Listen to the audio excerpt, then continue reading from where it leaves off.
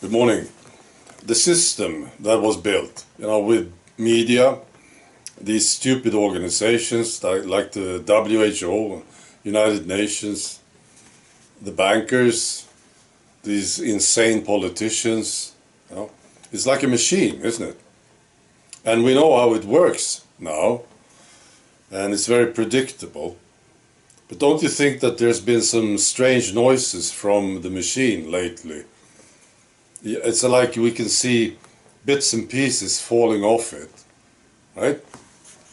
Needs repair. But it's still working. It's working fine. And I have examples of this now. First, it's the pandemic. They need something new, of course. They are still milking the old one as much as they can, but they need something new. And I got this suggestion from a viewer in Britain. The camel flu. Of course. It's a good name, I think. Makes a good headline. It's sort of strange and a bit scary, isn't it? We don't want to be camels, do we? It's a real thing. The UK Health Security Agencies say that this disease can be contracted through close contact with camels. Media, they are jumping on this story, of course.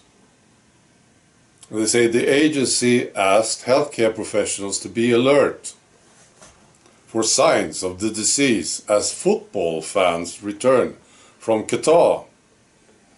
They have been to Qatar to watch football. And I think there's a lot of camels in Qatar. I'm sure of it. Right. Well, maybe this will be hard. I don't think there's so many camels in UK. I don't think we have many camels here in Sweden either. And they say, and this is why there is a problem, you need to be in close contact with camels. Maybe they can say, well, it's moving over to cats and dogs, the camel flu. We'll see if this is the new thing. Right, and then it's BitChute. That's another example of how this machine works. BitChute, this great platform. I have an account on BitChute. And I saw this interview with the founder of BitChute.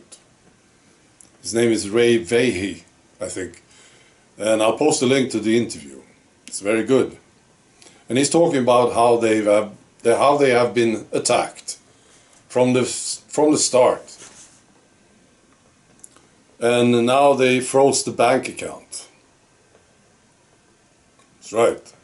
This is how it works, the machine. They try to stop you, and if they can't do it, they find some other way. They go through the bank now, trying to stop BitChute. This is the idea. They have to stop BitChute, they think, because it's a threat. Of course. Of course, I don't like this at all. It's a good interview. Right, and then there's this story from Queensland, Australia. A good friend of mine sent it to me, and I checked it out. It happened close to Brisbane, in a place called Viambilla, right, on Monday. Two cops, they were out on this missing person job. They came to a place, and they were killed. They were shot. The cops. And then the specialist police force came in and shot the guys who did the shooting. People who lived there. 3 of them. Gareth Train, his wife Stacy, and the brother Nathaniel. So that's the story. And it's strange, I think. What happened? They were on a missing person job, and then they were killed, and the neighbor was killed as well. What happened? And then media got to work. And this is how the machine works. I saw this in New Zealand Herald. This is what they say.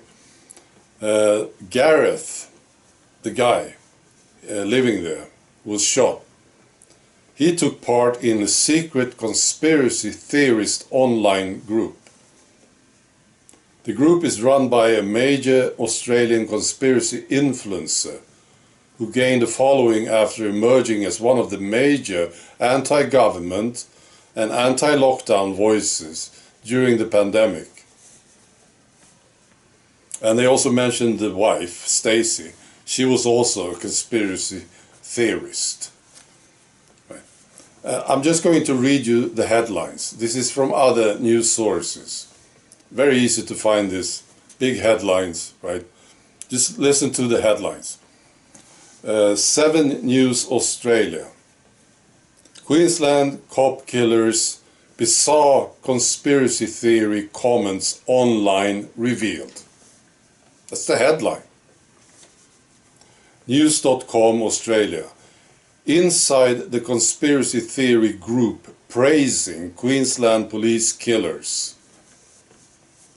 Brisbane Times.